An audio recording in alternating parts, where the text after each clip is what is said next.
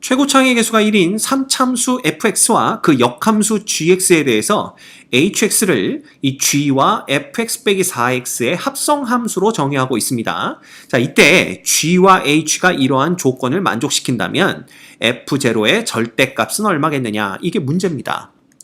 자, 이 문제를 풀기 전에 우리가 3차 함수의 역함수에 대한 특징을 몇 가지만 살펴보도록 할게요. 첫째, 3차 함수가 역함수를 가지려면요, 이렇게 그래프가 두 가지 형태 중에 하나여야 됩니다. 요렇게, 그지? 그래서 잠깐 0 됐다가 올라가든가 혹은 0 되는 점 없이 올라가든가 그랬죠? 그래서 둘 다 증가함수의 형태를 띄어야만 역함수를 갖게 됩니다. 그지? 그리고 이 둘은 모두 다 변곡점을 가지고 있죠. 변곡점은 변곡점, 구분이 변하는 점입니다. 그렇죠? 게다가 3차 함수에서는 얘가 대칭의 중심점, 점대칭의 중심점이 된다라는 것도 우리가 이미 알고 있어요. 자, 그럼 보자. 얘네들의 역함수라는 건 결국 이 그래프를 y는 equal x에 대해서 대칭 이동한 게 바로 이 역함수의 그래프일 거 아니야. 그치? 그러면 예를 들어 봐. 얘가 이런 식으로 y는 x가 놓인다면 얘의 역함수는요, 대충 이런 식으로 이렇게 그려지게 될 겁니다. 그죠? 마찬가지야. 만약에 얘는 여기에 이렇게 y는 equal x가 있다면 얘도 대충 이런 식으로 이렇게 역함수가 그려지게 되겠죠. 그죠? 자, 그럼 봐라. 첫째, 여러분들이 아셔야 될 건 3차 함수에서 최고창이 1인 경우에 그 역함수도 증가함수가 된다라는 거. 그지? 최고창이 1인 경우가 아니라 양수인 경우겠죠. 그래서 얘가 증가함수면 그 역함수도 증가함수가 된다라는 걸 아셔야 되고요. 두 번째, 얘가 지금 변곡점 있죠? 그럼 변곡점을 y는 equal x에 대칭 이동시킨 요 점이 바로 역함수의 변곡점이 됩니다. 그지? 왜냐하면 이 변곡점이라는 건 구분이 변하는 점이니까 이거 모양은 똑같은 상태로 지금 이렇게 대칭 이동만 시킨 거니까 이 점도 결국 구분이 변하는 점, 즉 변곡점이 된다는 것에는 변함이 없죠. 그래서 변곡점을 y는 equal x에 대칭 이동시킨 요 점이 바로 역함수의 변곡점이 된다라는 거 여러분들 두 번째 알고 계셔야 될 문제고요. 그 다음 세 번째, 이 3차 함수의 역함수도 미분이 가능하다라는 것입니다. 자, 다만 원래 3차 함수에서 요 점의 접선의 기울기가 0이죠. 그럼 요 점에서의 접선의 기울기는 뭐가 되냐 하면 요 접선은 x축의 수직인 요런 놈이 나옵니다. 즉, 이 점에서는 접선의 기울기가 존재하지 않기 때문에 요 점에서만 미분이 불가능한 거죠. 자, 다시 말하면 접선의 기울기가 0이 되는 점이 존재한다면 그 점에 y는 equal x의 대칭점에서만 미분이 불가능하고 나머지 점에서는 전부 미분이 가능합니다.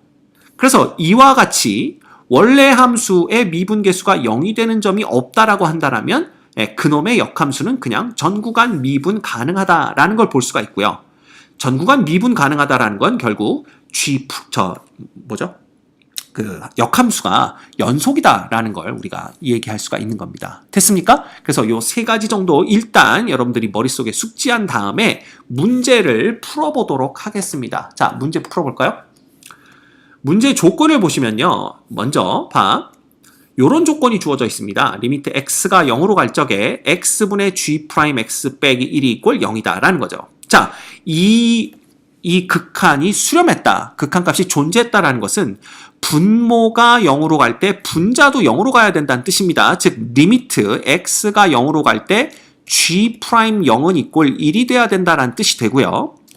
이 함수의 도함수 있죠. 도함수도 연속일 거 아니야. 우리가 그래프를 그려봐서 알겠지만 결국 증가함수면서 이런 식으로 그려진다라면 도함수 역시 끊어지지 않고 계속 이어지는 연속함수가 된다는 걸 금방 알 수가 있습니다. 자, 따라서 G'의 0은 결국 1이라는 걸 의미하게 되는 거죠. 그쵸? 그 다음 얘가 존재했다라는 건 x equal 0에서의 g의 이계도 함수가 존재한다라는 건데, 즉 g의 더블 프라임 0이 equal 0 된다라는 뜻입니다. 그럼 이걸 우리가 어떻게 해석해야 되느냐? 이 g라는 놈이 x는 equal 0에서 변곡점을 갖는구나 라는 걸 우리가 생각할 수가 있는 거지. 왜? 아까도 봤지만 역함수는 변곡점을 갖게 되고요. 그 변곡점에서는 이계도 함수가 0되고 당연히 그 좌우에서는 부호가 바뀔 수밖에 없습니다. 구분이 변하는 점이었기 때문에. 그지? 자, 따라서 우리가 볼 수 있는 건 요겁니다. G'의 0은 1돼야 되고 GX가 X는 0에서 변곡점을 갖는구나 라는 걸 볼 수가 있다라는 거지.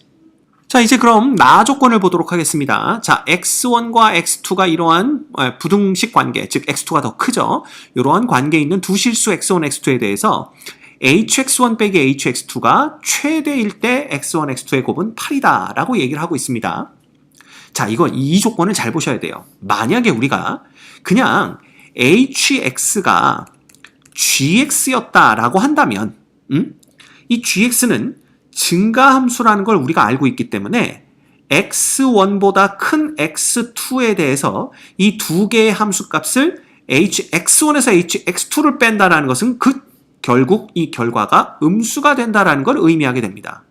근데 이 음수가 되는 결과가 최대일 때 그랬는데 최대가 된다라는 건 결국 X1과 X2가 점점점 가까워져야만 그지? 이 차의 절대값이 작아지면서 이 값은 최대가 되겠죠. 그리고 얘네 둘이 최대가 되는 것은 결국 X1과 X2가 같아질 때다라는 걸 볼 수가 있습니다. 자, 그런데 X1과 X2는 같아질 수가 없고요. 결국 이런 경우라면 최대값은 존재하지 않게 되는 거죠. 이해가 됩니까?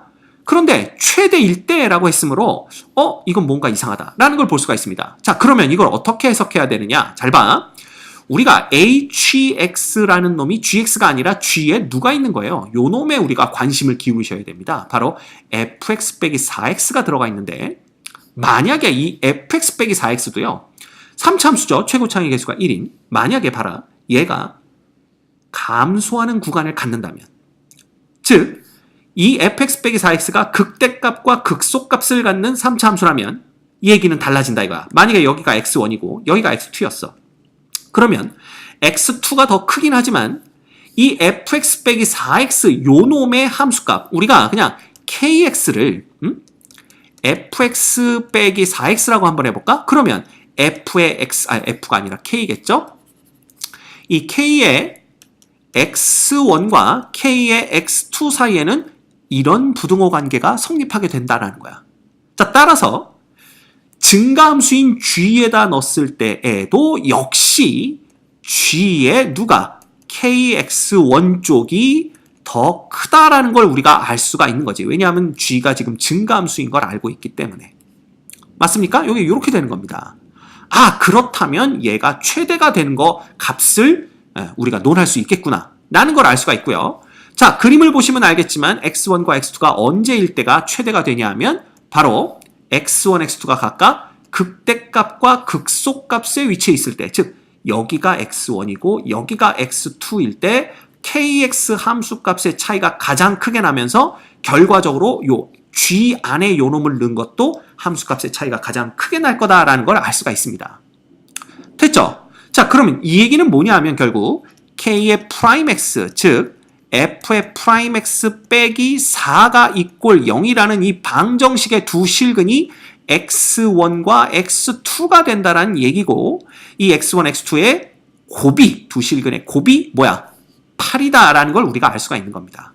자, 그래서 우리가 fx를 그냥 이렇게 한번 놔볼까요? x세제곱 플러스 ax의 제곱 플러스 bx 플러스 c라고 한번 놔봅시다. 그러면 f의 프라임 x 빼기 4라는 놈은 3x의 제곱 그 다음에 플러스 2ax 플러스 b 빼기 4가 되는 거고요. 얘 이꼴 0의 두 실근의 곱은 어떻게 됩니까? 3분의 b-4가 되는데 이놈이 8돼야 된다라는 걸 볼 수가 있습니다. 자, 따라서 b는 28이 돼야 된다라는 걸 우리가 볼 수가 있는 거죠. 그래서 우리가 b 대신에 이제 28을 넣고 생각을 할 겁니다. 오케이? 자, 그러면 b 대신에 우리가 여기다 28을 넣고 생각을 할 거고요. 우리가 이제 뭘 알고 있냐 하면 g'0이 1이고요. 그 다음에 x는 0에서 gx가 변곡점을 갖는다라는 것을 이미 알고 있습니다. 자, 그럼 이렇게 생각하는 거야. 만약에 봐라. g의 0이 이꼴 알파란 얘기는 f의 알파가 0이란 얘기고요. 결국 g'0이라는 놈은 f' 알파분의 1이 되는데 이놈이 이꼴 1 돼야 되니까 f의 프라임 알파가 1 돼야 된다는 걸 알 수가 있습니다. 즉 우리가 이 변곡점인 0, 알파에 y는 이꼴 x의 대칭점이 f의 알파, 0이 되는 거니까 결국 이 얘기는 x는 알파에서 fx가 뭘 갖는다? 변곡점을 갖는다 라는 걸 우리가 알 수가 있는 거지. 됐지? 이거 우리 문제 풀기 전에 살펴봤던 내용입니다. 그래서 요거 그 다음에 요거 두 가지 사실을 우리가 이용하셔야 됩니다. 자, 그러기 위해선 봐라.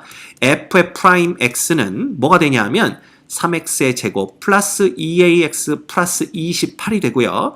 f의 더블 프라임 x는 뭐가 되냐 하면 6x 플러스 2a가 되는 걸 알 수가 있습니다. 자, 그러면 봐라. 일단 x는 알파에서 얘가 변곡점을 가져야 되니까 f의 더블 프라임 알파는 즉 6알파 플러스 2a가 이꼴 0 돼야 되고요. 결과적으로 a는 마이너스 3알파가 돼야 됩니다. 그지? 그 다음에 f의 프라임 알파는 뭐가 되냐 하면 3알파의 제곱 플러스 2a 알파 플러스 28이 이꼴 1 돼야 된다라는 걸 아는 거죠. 그럼 요거 두 개를 연립해 보겠습니다. 이제 요 놈을 그대로 요식에 갖다 대입하면 3알파의 제곱 빼기 6알파의 제곱 플러스 27 이꼴 0 이렇게 두면 되겠네요. 넘겨서 정리하면 3알파의 제곱은 27이 되고요. 알파의 제곱은 9가 됩니다.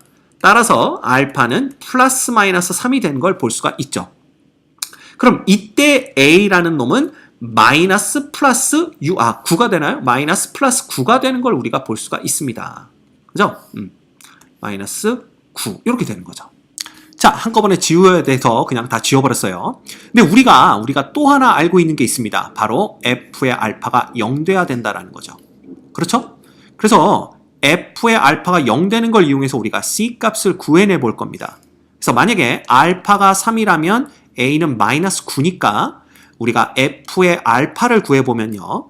27 마이너스 81 플러스 84 플러스 c가 이꼴 얼마? 0이 돼야 됩니다.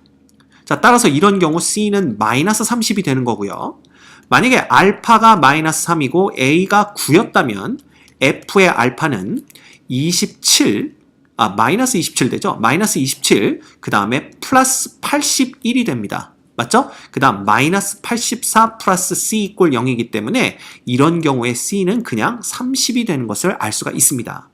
맞죠? 예. 따라서 f의 0이라는 이 f의 절대값 0이라는 놈은 이게 어떤 경우가 됐던 간에 절대값 c가 될 테니까 우리가 30이 되는 것을 확인할 수가 있겠네요. 됐죠?